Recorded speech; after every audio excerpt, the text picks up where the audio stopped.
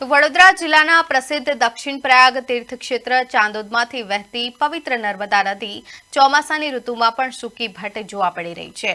એક તરફ સમગ્ર ગુજરાતમાં મેઘરાજા મન મૂકીને વરસી રહ્યા છે, ત્યારે ચાંદોદ ખાતે નર્મદાનો ઘટતો જળપ્રવાહ ચિંતાનો વિષય બન્યો છે। ઉપરવાસમાં વરસાદની અછત અને સરદાર સરોવર ડેમમાંથી છોડાતા પાણીમાં ઘટાડાના કારણે નદીનું જળસ્તર સતત નીચે જઈ રહ્યું છે। નદીમાં પાણી ઓછું થતા ચાંદોદના ઐતિહાસિક ઘાટીના પથ્થરો અને રેતીના બેટ બહાર દેખાવા લાગ્યા છે।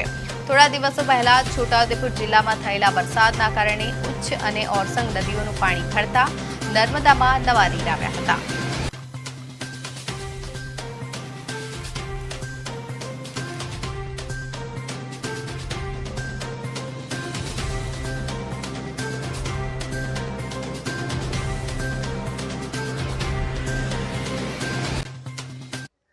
તો અહીંયા નર્મદાજીનો જે પ્રવાહ છે એ અષાઢ મહિનામાં ઘણો ઓછો છે।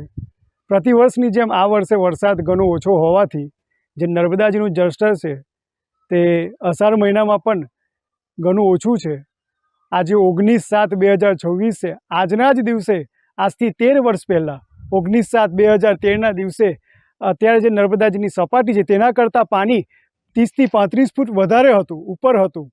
તો નર્મદાજીનું જે મહત્ત્વ છે, નર્મદાજીની જે શોભા છે એ તેમના પાણીથી છે। તો પાણીનો જે પ્રવાહ છે એ વધતો રહે, તો જેથી નર્મદાજીના કિનારે આવતા શ્રદ્ધાળુઓ, યાત્રાળુઓ તેમજ નાવિક શ્રમજીવી મંડળની જે લાગણી છે તે ન ડૂબાય। મારી ડેમના પ્રશાસનને અને ગવર્મેન્ટને પ્રાર્થના છે, વિનંતી છે કે નર્મદાજીનું જે પાણીનું સ્તર છે તે વધે, જેથી યાત્રાળુઓ અને શ્રદ્ધાળુઓને આનંદની લાગણી અનુભવાય। એ દક્ષિણ પ્રયાગ તીર્થ છે।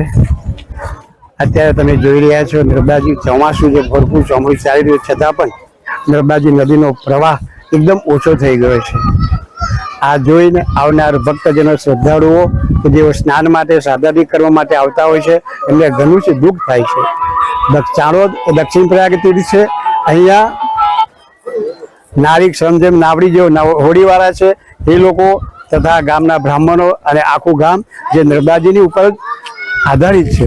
આ પ્રવાહ જોઈ અને દરેક શ્રદ્ધાળુઓને દુઃખ થાય છે। તો અમારી પ્રશાસનને એટલી જ વિનંતી છે કે આ ચોમાસામાં પણ નર્મદાજીનો પ્રવાહ ચાલુ રહે, એટલું પાણી છોડવામાં આવે। અમે ભગવાન ઇન્દ્રને પણ પ્રાર્થના કરીએ છીએ કે ઢોર ઢાંખરને કારણે પણ થોડો વરસાદ પડે, ભગવાનની મહેરબાની થાય।